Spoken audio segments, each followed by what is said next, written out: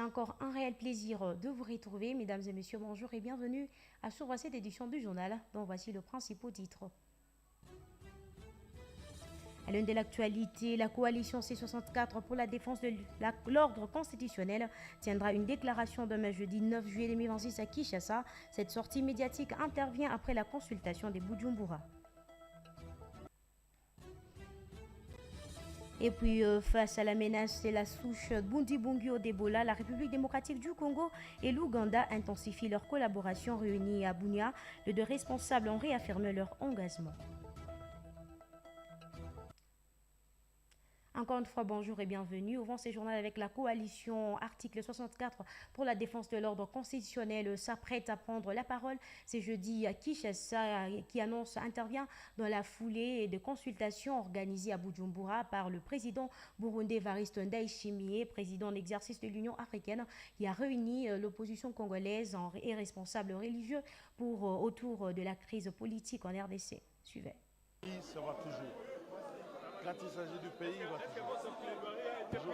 La coalition article 64 pour la défense de l'ordre constitutionnel, C64 en sigle, annonce un point de presse ce jeudi à Kinshasa, lendemain des consultations organisées à Bujumbura par le président burundais et président en exercice de l'Union africaine Evariste Ndayishimiye. Ces consultations tenues lundi 6 juillet 2026 au Burundi ont réuni des responsables de l'opposition congolaise ainsi que des représentants de plusieurs confessions religieuses autour de la situation politique, sécuritaire et institutionnelle en République démocratique du Congo. Selon les participants, les échanges se sont déroulés dans un climat apaisé. Un des responsables de la C64 a indiqué qu'après des rencontres en groupe, une séance de travail élargie a réuni des délégations politiques et religieuses avec le chef de l'État burundais. Cette rencontre intervient après le report de la mobilisation que la coalition projetait d'organiser à Kinshasa et dans plusieurs villes du pays. Dans la capitale, la manifestation devait avoir comme point de chute le palais de la nation dans le cadre de la contestation contre un éventuel projet de révision constitutionnelle pouvant ouvrir la voie à un nouveau mandat au président Félix Tshisekedi.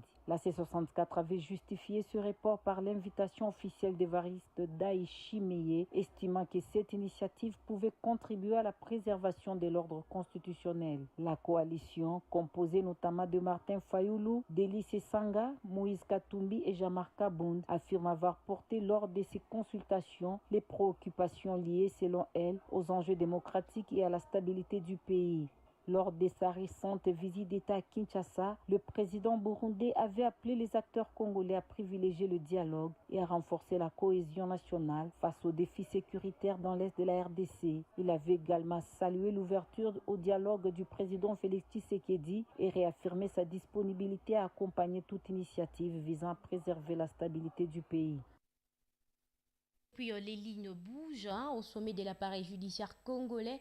Le ministre d'État, ministre de la Justice et garde des Sceaux, Guillaume Gueffa, a accordé ce mardi une audience importante à Firmin Vondé, procureur général près la Cour de cassation. Cette rencontre s'inscrit dans le cadre des concertations régulières, j'y arrive, entre le pouvoir exécutif, le gouvernement et le pouvoir judiciaire, le Conseil supérieur de la magistrature. Suivait.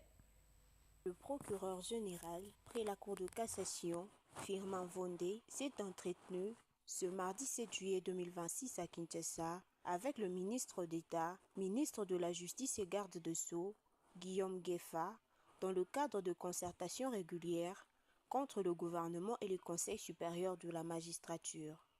À l'issue de cette audience, Firmin Vondé a indiqué avoir présenté au ministre l'état d'avancement de plusieurs procédures judiciaires engagés à la suite des injonctions du ministère de la Justice, ainsi que les questions relatives au corps de magistrats.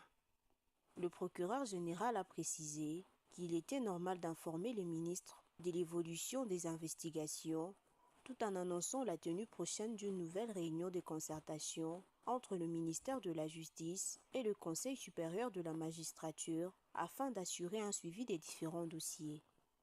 Interrogé sur la mesure d'interdiction de sortie du territoire visant l'ancien inspecteur général des finances, Jules Alinguete, Firmin Vondé a rejeté les allégations faisant état d'une intervention du ministre dans cette procédure. Il a expliqué que cette décision avait été signée le 20 juin 2026 avant d'être rendu public le 3 juillet, alors que les enquêtes avaient déjà progressé. Le procureur général a enfin rappelé que, conformément à la loi, le ministre de la Justice ne peut intervenir dans la conduite des investigations judiciaires. Il a assuré que les procédures se poursuivent dans le strict respect des textes en vigueur et de l'indépendance de la justice. Toujours dans cette édition du journal, une révélation fracassante devant la Cour de comptes selon les réquisitoires, j'y arrive, prononcés par le ministre public lors de l'audience de ce mardi 7 juillet 2026. Une somme de 340 millions de francs congolais aurait été illégalement transférée du compte officiel de la province du Maniema vers le compte privé d'un individu intensifié comme Amissi Makutano. Suivez. Fait de la pause. Considérant qu'il résulte de la lettre de dénonciation de l'honorable député national M. Hassani Emile Bin Ibrahim et des pièces qui la soutiennent que M. Moussa Kabwankoubi Moïse, gouverneur de la province du Maniema au moment des faits, aurait ordonné à son ministre provincial des Finances, M. Ali Kiamassa Willy, et à l'ordonnateur délégué de la province du Maniema, M. Kingalu Massimango, bienvenue, d'opérer un retrait d'un montant de francs congolais 840 000.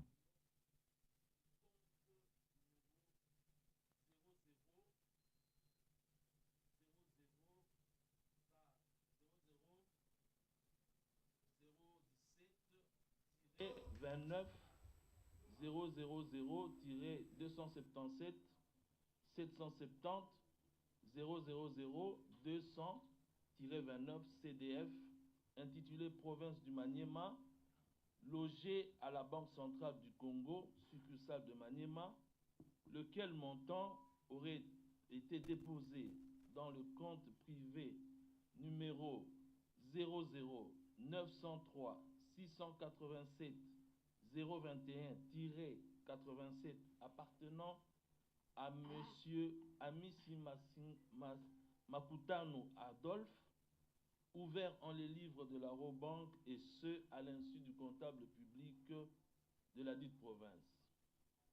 Attendu que tels sont les faits de la présente cause, qu'il convient d'en faire une discussion en droit. En droit, Monsieur le Premier Président, du point de vue de la forme, premièrement, de la compétence personnelle.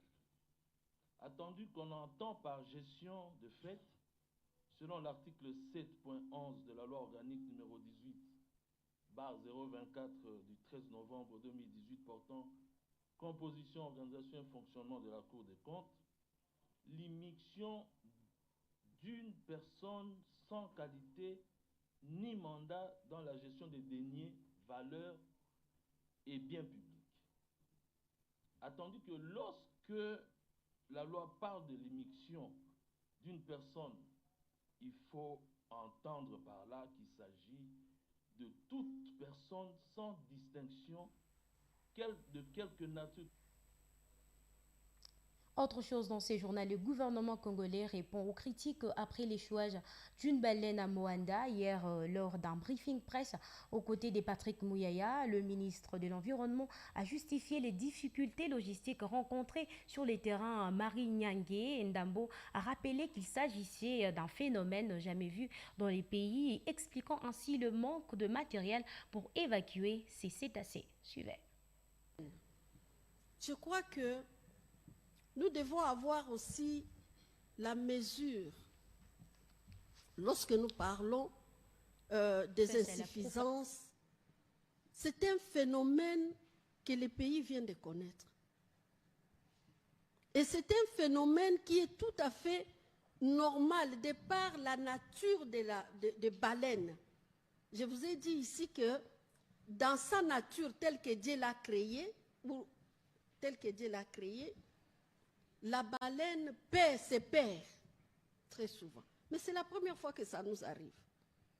Donc, tant qu'on n'avait pas connu ces phénomènes, c'est tout à fait normal que les gens soient ne soient pas suffisamment équipés pour ça.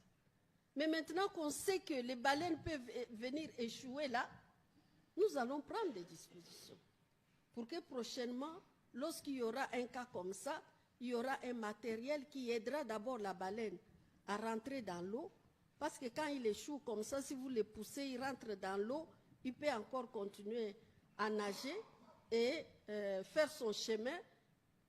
Mais nous allons donc travailler pour équiper ICSN. Au-delà de l'ICSN, c'est une question qui touche au ministère de la pêche.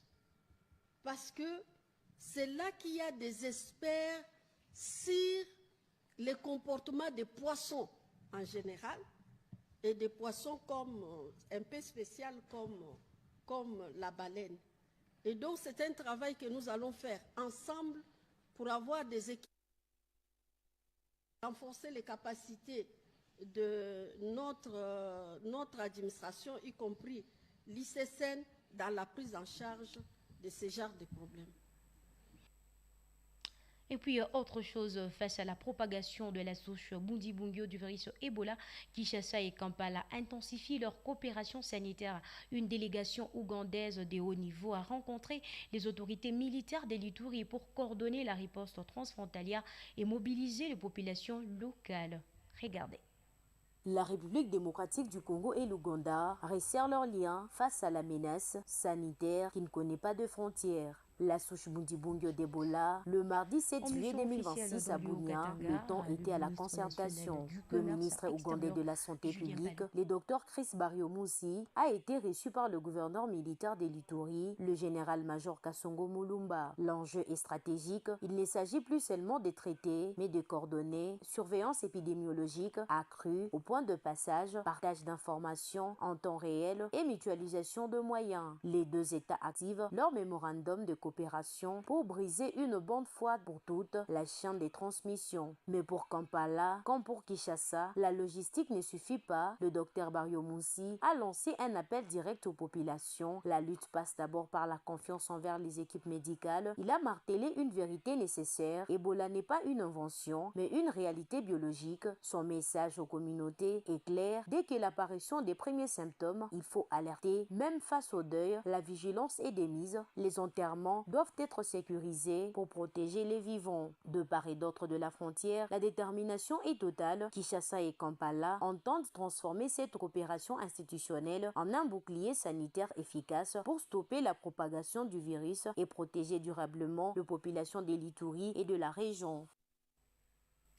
Autre chose, en mission officielle dans le Haut-Katanga, le ministre national du Commerce extérieur Julien Paluku Kaongwa, accompagné du ministre d'État et ministre de l'Industrie et du gouverneur intérimaire Martin Kazembe Choula, s'est rendu le mardi 7 juillet 2026 à Kasumbalesa pour évacuer les fonctionnements des services opérant à la frontière tout en saluant les efforts du gouvernement provincial pour améliorer la sécurité et la fluidité du trafic à cette frontière stratégique. Reportage. Le président de la République, Félix-Antoine Tshisekedi Tshilombo, entend faire de la République démocratique du Congo une véritable vitrine des échanges commerciaux en Afrique, étant donné la position géographique du pays.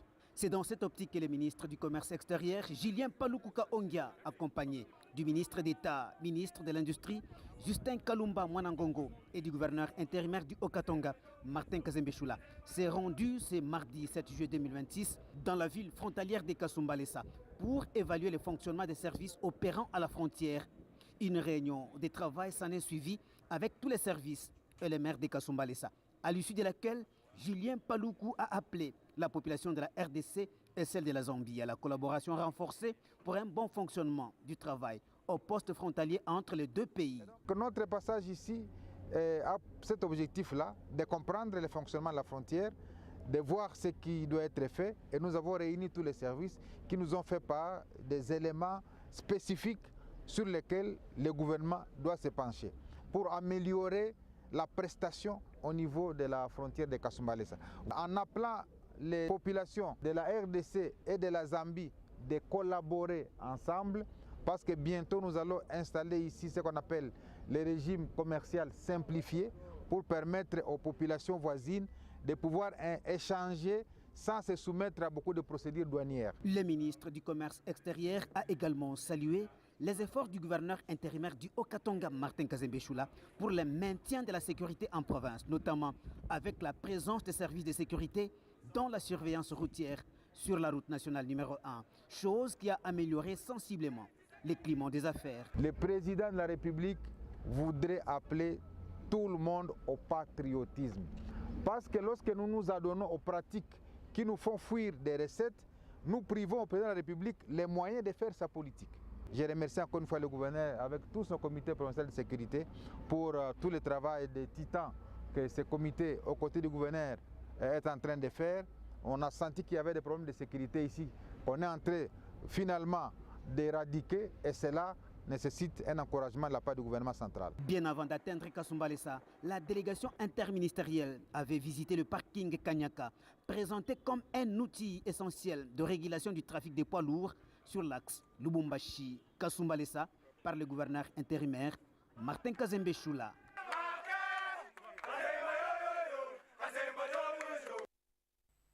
Et puis nous sommes dans la ville Q préfère, dans le quartier Ewabora. L'inquiétude a cédé la place à la terreur. Le résident signale de manière récurrente des tirs de sommation et des incursions nocturnes de bandits armés. Et c'est hors la loi, n'hésite plus à opérer avec une extrême violence. Le détail dans ces reportages de Marielle Balabala. Pendant plusieurs mois, les résidents d'Ewabora avaient retrouvé un semblant de quiétude. Les patrouilles mixtes et les efforts de comités de quartier avaient réussi à dissuader les inciviques. Malheureusement, ce répit n'aura été que de courte durée. Depuis quelque temps, les malfaiteurs ont ajusté leur mode opératoire, ciblant de nouveau les résidences et les commerces avec une audace déconcertante. À en croire les propos des habitants du quartier, les criminels arrêtés sont relâchés sans être jugés. Ensuite, ils reviennent pour inquiéter la même population. Selon les agents de la police, les chefs de quartier et des rues devraient communiquer avec eux pour les informer de tout cas suspect enregistré dans leur circonscription, ce qui leur facilitera la tâche dans leur descente sur terrain. La quiétude des nuits est régulièrement brisée par les tirs de sommation et les intrusions violentes. Les bandits, souvent lourdement armés, opèrent avec un niveau de violence qui terrorise les familles. Les cas de cambriolage se soldent parfois par des pertes en vies humaines, comme ce fut le cas lors des précédentes vagues où des pères de famille ont été froidement abattus à leur domicile. Interrogée à ce sujet, la population exprime son ras-le-bol. Ce climat d'insécurité chronique pousse de nombreux habitants à se barricader dès la tombée de la nuit, paralysant toute vie socio-économique locale. À présent, parlons religion, la semaine théologique organisée à l'occasion de la célébration du 10e anniversaire de l'église Pierre Angulaire de Moulars s'est poursuivie hier mardi 7 juillet 2026 autour du sous-thème Serviteur de Dieu. L'orateur du jour, les révérends professeurs Nikum Bibi Nikan, recteur de l'université protestante d'y arriver au Congo, en plus de définir, donner le principal caractéristique d'un serviteur de Dieu, invitant le participant à un examen minutieux de leur rapport avec Jésus-Christ. Jean Bayo, Basile Bilali, Prince Motoka pour le reportage. Nous sommes mardi 7 juillet 2026, deuxième jour de la semaine de théologie à l'église Pierre Angulaire Moulars de Bondal à Kinshasa, organisée à l'occasion de la célébration du 10e anniversaire de l'église. Et encore une fois, apôtres, pasteurs, docteurs, prophètes, évangélistes, tous sont répondus présents. Aujourd'hui, les enseignements portés seront sujets souvent à la base des confusions, qui est un véritable serviteur des dieux. L'orateur du jour, le révérend pasteur Nkwim Bibinikan, a commencé par définir selon les Écritures ce que c'est un serviteur des dieux, précisant que ce dernier était un esclave de Jésus-Christ. Il a par la suite donné les principales caractéristiques d'un serviteur des dieux, dont l'obéissance, la fidélité, la crainte des dieux, un comportement irréprochable dans la société, avant de partager avec l'Assemblée les grandes récompenses qui attendent tout serviteur accompli. Vous avez compris, là j'ai donné le vrai sens de serviteur. Je suis serviteur de Dieu Je suis servant de Dieu, je suis esclave de Jésus-Christ. Ce que je ne m'appartient pas, cela appartient à Jésus-Christ. J'ai obéissance à celui-là. Quand tu obéis, quand tu marches dans l'humilité, tu peux prophétiser sur ta propre vie. Tu peux dire, je ne serai pas la même personne. Je ne serai pas la queue de la tête. Ne dis pas des choses inutiles. Quand tu ne marches pas dans l'obéissance, dans l'humilité, ça ne marchera pas. La parole de Dieu déclare, je ne serai pas la queue de la tête, mais tu es impudique, tu es menteur, tu es voleur, tu es voleuse. Ça ne s'accomplira pas. Il ressort de cet enseignement que personne ne peut se prévaloir d'être serviteur des dieux s'il ne vit pas dans sa crainte et que seuls ceux qui obéissent à la volonté de Jésus-Christ peuvent jouir de sa protection. Ce qui sonne comme une interpellation faite à tous les participants a renchéri les révérends pasteurs Flori Kabangedumbi, berger de l'église Pierre Angulaire Moulard. Demander que Dieu nous honore, que Dieu nous élève, que Dieu nous donne des grâces, nous allons seulement nous examiner. Lorsque Dieu verra que nous marchons selon sa volonté, les bénéfices, nous les aurons. Dans une séance de questions-réponses, l'orateur a brillamment dissipé tout malentendu autour du sujet, amenant les femmes et hommes de Dieu à une véritable introspection. Les enseignements vont se poursuivre demain jusqu'au samedi autour du thème principal « Crois à Dieu et tu seras sauvé, toi et ta famille ». Et pour finir cette édition du journal, à l'occasion de la journée mondiale de l'allergie, célébrée ce 8 juillet 2026, les acteurs de la santé attirent l'attention sur la progression, de maladies allergiques, leurs répercussions sur la santé publique. Cette journée internationale met l'accent sur l'importance de la prévention, des diagnostics précoces et d'une prise en charge appropriée afin de réduire des risques de complications et d'améliorer la qualité des vies des personnes allergiques. Regardez. Célébrée chaque année le 8 juillet, la journée mondiale de l'allergie met en lumière les enjeux liés aux maladies allergiques et rappelle l'importance de la prévention, du dépistage précoce et d'une prise en charge adaptée. Les allergies, qui résultent d'une réaction excessive du système immunitaire à certaines substances de l'environnement, touchent des millions de personnes à travers le monde. Elles peuvent se manifester par des symptômes bénins tels que des éternuements, des démangeaisons ou des éruptions cutanées, mais également provoquer les actions sévères pouvant mettre la vie en danger. À cette occasion, les professionnels de santé et les organisations spécialisées intensifient leurs actions de sensibiliser afin d'informer le public sur les facteurs déclenchants, les moyens de prévention et l'importance d'un diagnostic précoce. Ils appellent également à éviter la banalisation des symptômes et à consulter un médecin en cas de suspicion d'allergie. Cette journée est aussi l'occasion de mettre en avant les avancées de la recherche médicale dans le domaine de la maladie allergique, tout en encourageant une meilleure compréhension des défis auxquels sont confrontées les personnes allergiques au quotidien. Elle rappelle enfin que la prévention est une prise en charge précoce, demeure le meilleur moyen de réduire les risques de complications. Ce journal est terminé, mais avant de vous quitter, laissez-moi vous rappeler les titres. De l'actualité, la coalition pour la défense de l'ordre constitutionnel tiendra une déclaration demain jeudi 9 juillet 2026 à Kinshasa. Cette sortie médiatique intervient après la consultation des Bujumbura.